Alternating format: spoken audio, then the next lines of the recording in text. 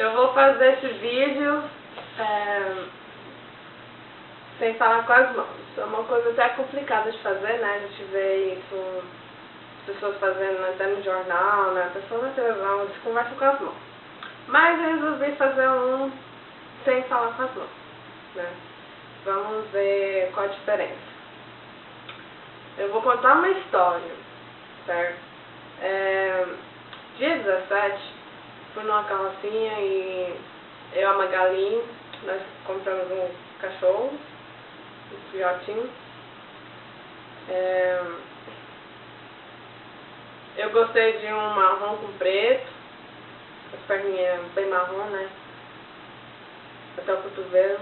E ela gostou de uma fêmea que a parte de um olho até a orelha tinha preto e o resto era branco e também com preto, o resto do corpo.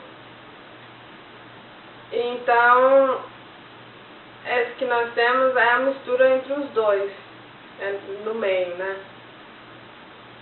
E aí nós trouxemos pra cá, apresentamos pro Pelé e pra Dakota, individualmente. A Dakota fez até bem com o novo cachorrinho. O Pelé também, apesar dele ser macho, né? Que o primeiro macho da casa ele acha o dono, né? Acho que é o dono da casa.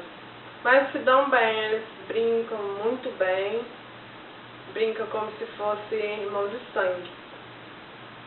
Isso é uma coisa boa. Falar com as mãos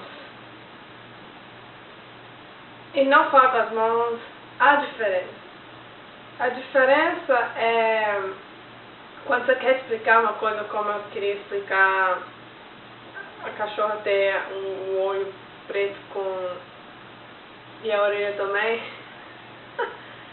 Esse momento eu deu vontade de falar com as mãos. Mas não falar com as mãos, parece que a gente sabe mais do que está falando do que quando a gente está falando com as mãos. Parece que falar com as mãos a gente não sabe o que está falando. Mas é verdade. Porque quando a gente fala com as mãos, parece que as mãos já se falam e a mente da gente fica meio assim, o que a gente está falando? Mas é isso aí. Eu gostei.